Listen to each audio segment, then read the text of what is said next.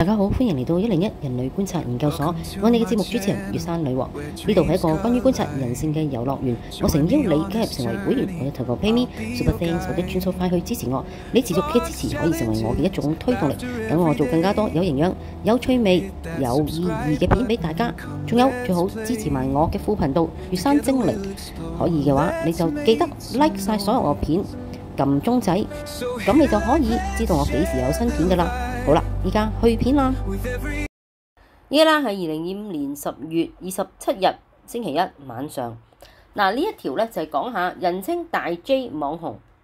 咁啊，佢同佢日籍太太啊結婚5年，而且移居咗日本。婚姻生活雖然美滿，但係咧一直都有一啲問題未能夠解決。嗱，咁啊，佢最近咧就拍片講咗呢一個問題咧，令到佢使咗大概145萬啦。港紙啦，梗係解決。咁啊，究竟係啲咩問題咧？原來就係生育問題。咁啊，大家唔知有冇睇到啦？呢個即係早幾日噶啦已經。嗱，佢啊，因為講咗呢單嘢之後咧，有啲網民咧狠批兼且狂轟，喺道德上咧係有一啲問題喎。大 J 啊，佢原名係周世亨啊，應該係。佢咧就我話老唔老啦，得個樣幾老。其實佢41歲嘅啫。咁啊，佢結咗婚5年啊嘛，頭先所講。咁啊，佢係即係一個叫做咩咧？最出名當然佢係第一個啊 view 數突破1億啊！2015年6月嘅時候，佢已經係成功咗啦。10年前係咁，其實佢嗰個 profile 咧，佢係2002年啦喺日本留學嘅。讀工商管理，2012年咧就開始做 YouTube，咁即係佢用咗3年時間啦，突破呢個1億嘅喎，都幾犀利喎真係。我依家啦做咗即係正經咁做啦，做咗2年啦，差唔多都係300幾萬 view 數啫喎，哇！真係望塵莫及。好啦，咁佢依家近年咧就即係咁，佢應該一早都係拍片嘅，當然係啊。咁啊，佢咧你睇得出佢今次啊！哇！真係一出手便知有沒有。好啦，咁啊，佢呢個咧揾代母產子咧，都引起好多爭議。其實咧，我嚟緊都會喺月山精靈個台咧，都將會發布一啲係我嗰個小説咧，我將佢用聲音講出啦。因為發覺睇書嘅人又唔係咁多，咁啊，反正嗰個台咧係啦，咁宣傳下啦，順便就不如咧我嚟聲演下一啲我嘅小説啦，同埋一啲關於可能外國Illuminati 或者其他嗰啲咁嘅片咧，就會擺喺嗰度，咁大家留意住。好啦，講翻大 J， 佢依單咧就係自爆使咗7位數字，過十百、千萬、10萬，即係100萬以上。嗱，有人話成800萬喎，即係計落啊！佢終於咧成功就揾到一個代母幫佢產子。人紅可能多是非，但係咧仇富情緒你都唔可以睇少。嗱，佢呢單嘢傳出之後咧，有啲網民就話佢哇！你即係使咁多錢有冇腦啊？有啲人又話佢道德有問題。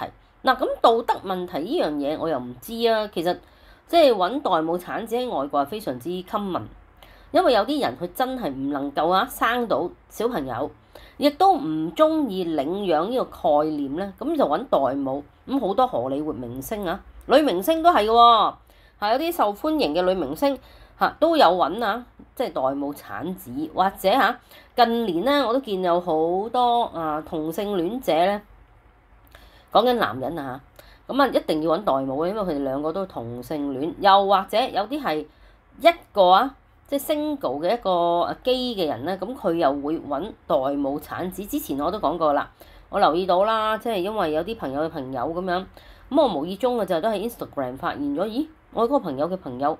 我知佢係一個 single 嘅基嘅人嚟嘅喎，但係佢忽然間就生咗3個 mix 嘅好靚嘅小朋友。咁因為嗰個男人本身揾到錢有錢人嚟嘅，但係佢又冇partners 啦，咁有佢都生唔到嘅。但係即係總之佢自己一個人嘅時候 single 嘅時候咧，佢就已經即係揾咗代母生咗幾個小朋友。睇我自己角度咧，呢一樣嘢我反而覺得有少少道德問題。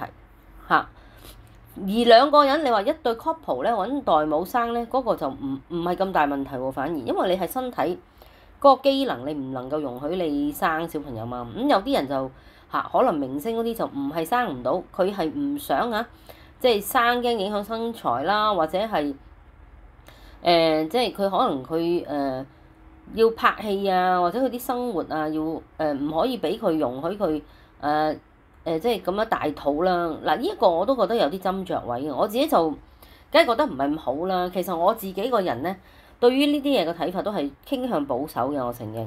即係例如啦，好似請工人都係咁嘅。有時我覺得有啲我識有啲人咧，佢哋都好依賴啊，即係嗰啲姐姐啊。因為特別你知香港係好好嘅，好好彩，你係可以用一個比較廉宜嘅價錢，雖然而家個價錢都貴咗比以前，你可以請到一啲外傭姐姐咧幫手幫輕你。咁有啲朋友佢哋揾到錢係女強人，佢覺得佢冇問題㗎。即係你好似嗰個推動經濟咁啫嘛，我自己做唔到嘅嘢，我咪揾人幫我睇住我小朋友，我就出去揾錢咯。但係我覺得嚴格嚟講係有少少問題嘅，即係唔好講話依家有工人可以幫你代勞啦。即使我以前啦，我覺得我嗰代啊，我媽咪佢都係打工嘅打工女郎啦，所謂其實我覺得嗰個親密度咧係低啲嘅，始終個媽媽咧唔係話好湊我㗎嚇。其實咧係有少少，我覺得嗰個親密度係有啲影響嘅。我個人認為啦，我覺得咧工人姐姐只係永遠係應該輔助你咯。咁所以其實有時我都覺得對女人咧係有啲唔公平㗎。你又要大肚生仔，你又要打工，特別如果你屋企環境唔許可，即係唔係個老公可以養起你，你要幫手咧嚇。咁你照顧 BB 啊，照顧小朋友你其實冇咁多時間，你真係好攰啊！你仲要返工，所以我好 respect 呢啲打工嘅女士，仲要生仔。但係我自己咧，我自問就俾我就未必可以 handle 到啦。如果我大肚嚇，咁我一定係會希望自己係主力湊嗰個 BB。即係話，所以調翻轉講，我冇錢我就唔會生 BB 啦，係啦，呢個就我自己個人嘅問題。咁啊，對於人哋我就唔方便批評人哋。不過我由我自身經驗，由我屋企嘅嗰個感覺咧，我覺得我媽媽同我嗰個親密度咧就係唔夠，係因為其實佢就係要成日就要去咗翻工咯。所以細個同佢唔 close，係後尾好大咧先至建立翻嗰個關係。其實就行咗一個好即係兜咗大圈啊！嗱，講到好遠，我親自認識嘅人咧，暫時就冇人揾代母咁 in 嚇，或者咁即係咁唔好彩。其實你自己生唔到先揾代母嘅，一般人好少嚟去荷里活明星，係咪使一大嚿錢揾人生仔就唔係咁流行。咁我識嘅人咧，反而就係不育治療嗰啲啦，就會啦，因為呢個大 J 啊，就根據佢一路喺片，即係佢啲片度透露佢。即係結咗婚啦，都嘗試過好多唔同方法調理啦，中醫啦、針灸啦，希望懷孕，但係咧即係冇辦法成功。佢咧只用咗成差唔多150萬咧，喺香港咧做咗6次試管嬰兒，全部失敗，所以佢哋決定咧就去美國揾代母產子。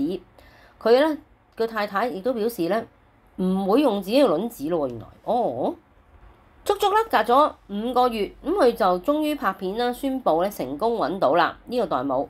佢咧諗翻轉頭，究竟使咗幾多錢啊？佢仲講咗好多 details 啊，即係可以俾咧可能有啲人都想做呢樣嘢啦，咁可以參考。佢話喺台北婦科診所就留咗精子嘅，最初檢查，跟住再送去美國，又咧合共咧使咗145萬。佢話至於我哋揾代母呢件事咧，到底使咗幾多錢？佢話原來 total 咧就買咗24粒卵子，嗰度咧就使咗46,650蚊美金。代母招募啦，又背景調查啦，又用咗51,650蚊美金。同代母之間又有法律合約啊，所有相關文件又用咗11,450美金。代母嘅薪酬咧就大概75,000蚊美金。所以總數咧就係大概夾埋145萬港紙。嗱，雖然成功揾到咧代母產子就令人興奮，但係有網民好似頭先咁講咧，就狠批係話佢道德有問題。嗱，道德唔道德呢樣嘢其實都有啲深嘅。不過我自己又覺得好似有啲點樣講咧？嗱，佢太太都係用唔到佢嘅卵子，即係用到佢嘅精子啫。因為其實你如果同即係叫咩領養一個小朋友咧，嗰個差別咧係咪真係咁大咧？當然我明白啊，好多華人啦，主要華人係對呢樣嘢咧係感受好深啊，即係覺得哇好嚴重嘅，即係應該咧係要有自己啊，嗰啲叫咩留後啊嘛，即係嗰啲叫咩唔留後就係不孝噶，最大就不孝呢樣嘢就唔生仔啊。咁啊當然依家2025年啦，我哋就好少再係咁樣睇呢樣嘢，而且越嚟越多人都唔生仔，係嘛？咁我都聽到有啲人嘅理論就係話，依家啲人啊連拍拖都唔想啊，唔好講生仔啊！拍拖你都要花心機去同一個人建立一啲關係，其實啊，好多人都覺得好麻煩。依家咧好多人咧，因為科技咧真係或者可以幫到你好多嘢，甚至乎有 cyber sex 添啦，我哋都知啦。咁啊，其實真係咧，哎呀話時話，我今日睇到有一幅圖好恐怖，係嗰啲唔知咩鬼群咗時碌出嚟俾我睇啊。咁啊就好搞笑嘅，就話哇，我喺我仔屋企我個仔間房咧揾到一個吹氣娃娃，我使唔使要睇心理醫生啊？揾佢咁啊？話説嗰個吹氣娃娃，我唔知係 P 圖定係真嘅，就好肉酸嘅，係嗰個口啊，同個額頭咧都有兩個窿，仲有啲凹凸嘢嘅啊！大家自己幻想啦。仲有嗰個公仔好肉酸，於是乎啲人留言話：喂，佢係咪中意鬼啊？至少你個仔係唔驚鬼但係個口味好特別，係講到好遠。即係話咧，依家啲人咧係建立關係咧，都越嚟越懶惰。呢樣嘢我覺得就係科技進步嘅一個係咪叫做一個壞處咧？其實我自己覺得都係嘅，好似我自己咁啦，我自己都好宅，我成日咧即係日日又要出片啦。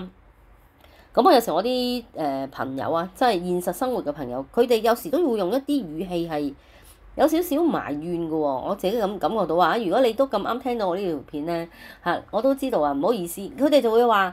你好似好忙喎，成日都日日都出片，知你忙啦。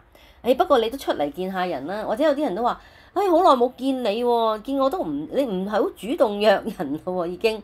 因為咧，大家認識我即係我講緊我聽我片嘅朋友啊，你哋唔好了解我啦，或者了解我只係近呢兩年啦。其實我以前咧絕對唔係咁宅嘅人啊，我係即係我諗係10年前開始比較宅嘅。我以前係活躍啲嘅，我講過㗎啦。如果你聽得我耐，我係一個禮拜咧係冇一日返屋企食飯嘅，我日日都出咗街食飯啊，夜晚放工就出，成周街躝嗰啲人嚟嘅。weekend 咧有時會係咁瞓，我天昏地暗，但係一瞓醒咧都會出街食飯嘅，即係好少陪屋企人啦。咁頭先我都所講啊，有時即係後來啦，好啲建立返啲關係，其實都會有啲疏離，即係我哋好怪嘅同屋企人關係。其實好密切，但係又好疏離喎。因為咧，好似大家啲嗜好唔係好相近，但係咧又係其實個感情又喺度嘅啊。咁講到好遠，即係講緊咧，我就係話依家啲人咧建立關係都係一個好大問題。好似我自己咁樣講啦，我都覺得因為可能科技咧帶嚟太多方便啊。你建立關係點解啊？以前啲人就係要建立關係，因為你唔建立關係冇人同你玩啊嘛。係咪？説到底就係咁簡單嘅咋。依家咧唔係喎，你好多嘢啦，即係喂，淨係睇 YouTube 都睇到你唔睇啦，仲有咁多串流平台。我成日講，你而家電視都 out 啦，我要坐定定嗰個時間喺度睇電視啊 ？No，唔會啦。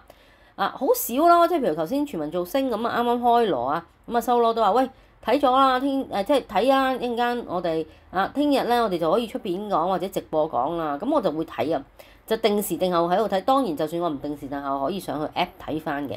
講翻轉頭就係話，依家仲會約出嚟嘅朋友，其實有啲都係 old school 啲嘅朋友嚟嘅喎，覺得要見面啊，你嗰個溝通先至密切，甚至乎係嗰啲朋友係佢中意人哋陪伴佢，譬如佢中意人陪佢出去街食下嘢啦，行下街啦，去下旅行啦，係中意趁住一班人出街。但係我不嬲我係點樣講咧？我又可以好宅，我又可以好 outgoing，但係我 outgoing嗰個我咧，好似越嚟越少啊！好似我同你哋講嘢嘅時候，你聽我片嘅時候，我嗰 outgoing 嗰一面咧喺呢度已經展露咗，所以我冇乜呢個意欲啊！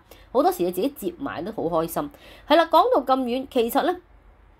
大 J 呢一個揾代母產子，其實我自己就唔係咁大意見嘅嚇。不過你即係有錢咯，但係你諗翻轉頭，其實我想講，反而我覺得唔係一個道德問題，而係一個價值觀問題。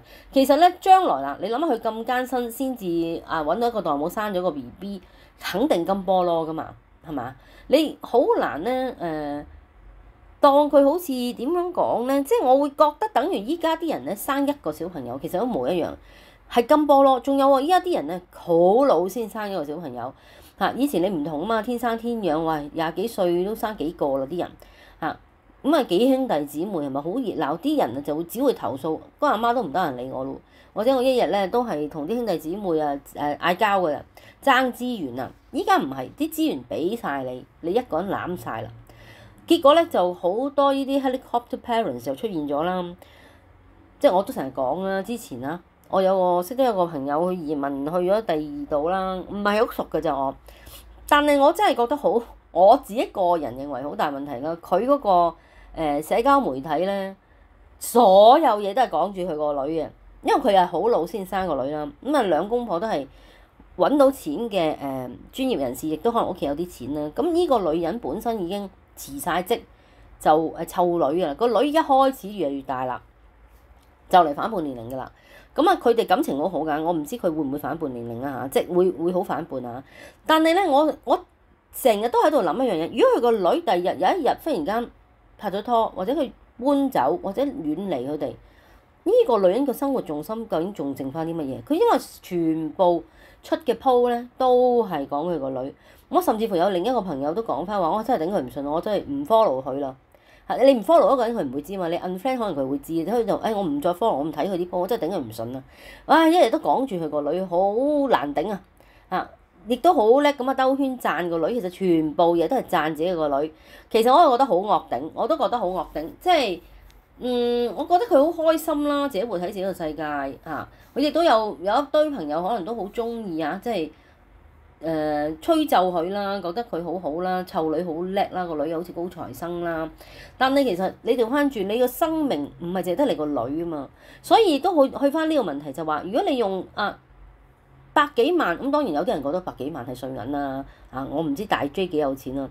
我覺得相信對一般人嚟講，百幾萬。仲有喎，未完嘅喎，之後仲有其實仲有啲錢跟住嚟啊！其實就係話，萬一如果嗰個代母即係你就諗住嗰一日佢生啦，但如果萬一早啲遲啲，即係唔知噶嘛，呢啲好即係唔係咁 sure 噶嘛，咁佢哋又要飛去成個月喎，到時又要揾啲嗰啲咩叫月子中心住啦，學湊仔湊女啦，咁你又 generate 一啲使費啊！即係調翻轉嚟講咧，即係個使費喺個 BB 滿1歲之前已經係一個好似一個天文數字嘅貨。我嚟講，我覺得好大呢個數目。而且佢哋説到底又唔係大有錢佬，佢都係有啲錢係嘛。佢始終唔係話四大家族咁樣啦。咁我覺得咧，佢嗰個expectation 你可以想象一定係會高嘅。咁咧其實你為一個小朋友大咗，會唔會佢有一啲唔同嘅非比尋常嘅壓力咧？我唔知，或者佢哋好好啦處理得，咁但係無可否認，你咁難先生到個 BB 出嚟咧，即係你對嗰個 BB 嘅期望啊，你要好識得去管理咯，唔係咧你到時慢慢個 BB 大啦，或者你自己唔識得調節咧，你會係太過即係 over 咁樣關注佢，其實對於個小朋友唔係一件好事，即係嗰啲由細到大咧，你俾啲阿爸阿媽及住晒啊，其實。有一啲唔係咁好嘅情況都可能會嘅喎。不過呢個 generation 咧係多嘅呢啲小朋友，譬如我識得有啲朋友啦，唔好講邊個啦。佢又係金菠蘿嘅，生咗一個小朋友。小朋友依家好大個㗎啦，但係差唔多可以，我都講過㗎啦。個小朋友去外國讀書咧，就跟埋一齊去讀嘅喎。喺我角度咧，根本從來嗰個小朋友依家大咗啦，係一個大人啦，係冇脫離過佢個父母個庇蔭嘅喎。當然佢而家自己出咗嚟打工啦，點都好啲嘅。你出咗嚟打工啦，但係咧好嗰方面就佢哋感情好好嘅，即係仲係每晚翻屋企食飯啦，weekend 就一齊啦，跟住放假又一齊旅行啦。因為可能我睇到嘅同我個年代嘅我嘅友輩啦，唔係咁似嘅喎，即係當然翻屋企食飯都多嘅。我嘅同輩都會好多人放工都翻屋企食飯，係我咁特別唔翻屋企食飯。但係咧放假都唔會黐住屋企有假期亦都會同朋友去旅行，就唔會話哇由朝到晚一年365日咧9成9時間都係黐住屋企。咁喺我角度睇咧，就係你可以好嗰方面就話佢哋好好關係，但係唔好方面就其實呢個人會唔會太冇經歷同一啲朋友一齊嘅時間咧？你諗下喎，佢去到外國讀書都係一樣翻屋企食飯冇乜即係有朋友嘅，但係嗰個關係會唔會同我哋即係我想象中嘅關係好唔同？我哋以前啲朋友唔係咁噶嘛，我哋去外國讀書，自己一個人，哇！你真係自己係單打獨鬥咁，你識埋一啲朋友，你照顧我，我照顧你，係嘛？大家好有嗰種咁嘅團魂，我想講，即係好有一種唔同嘅感覺啦。你嗰啲係一齊啊，在外打拼嘅朋友，咁雖然到依家可能未必話個個都仲有好親密嘅聯絡，但係當時嘅感情係好密切，係一種好好嘅回憶，係一種青春獨有嘅回憶。但係咧，我覺得呢一輩啊，或者唔係呢一輩啊，即係我識得嗰啲人嘅仔女嘅嗰一輩咧，講緊都唔細嘅喎，依家廿幾歲嘅咯喎，佢哋就冇經歷過呢啲嘅喎，係嘛？即係阿爸阿媽咁由細就係黐住佢喎，係個阿爸阿媽黐住佢喎。咁佢都中意阿爸阿媽黐住佢。開頭我都懷疑，呢啲阿爸阿媽會唔會太黐實㗎？但唔係，我發覺其實嗰個女都好願意被黐，因為講真，如果佢要反叛，佢要咩，佢都唔想，佢都可以即係脫離㗎嘛。但佢冇，即係話其實佢都 enjoy 啦。咁所以係唔同嘅，可能啲性格決定命運啊。唔知大家點睇？我自己就覺得，揾代母產子不如領養小朋友啦。可能我真係唔同嘅我睇法，因為我係做過 NGO 啦。我係真係見識過好多好可憐嘅小朋友啦，特別第三世界啦，係真係我講過一屋人係爭一條魚毛食㗎咋。其實如果嗰啲咁可憐嘅小朋友，你不如將佢領養返屋企養，同佢建立一個關係，咁唔係更加美麗咩？呢件事夾硬，哇！好辛苦，使咁多錢，經歷咁多失望，其實而家個身體都好傷啦。即係佢老婆曾經咁樣搞嗰啲不育治療，大家都知好辛苦㗎嘛，不育治療。咁我覺得經歷咁耐咁啊，先至終於都係要放棄唔用自己嘅卵子，只係能夠用到個精子。咁即係其實有一半啊個血統啊脫緣都係同你冇關係嘅喎。咁其實嗰個媽如果到時要計較嘅，一樣可以話覺得其實都冇我嘅血緣。咁同領養翻嚟其實我唔知有幾大分別。不過當然啦，啲人可能覺得喂，領養你又唔知佢乜水喎。依家你個卵子咧，你就查晒個背景。查3代咁樣，名校畢業我先至要嘅，咁啊係嘛？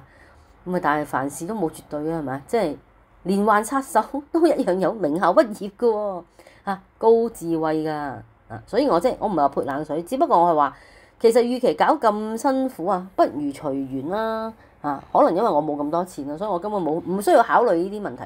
唔知大家點睇呢一單嘢咧？我覺得其實都幾有趣，特別因為佢係 YouTuber，佢拍咗片啊嘛，咁所以知道晒啲 details。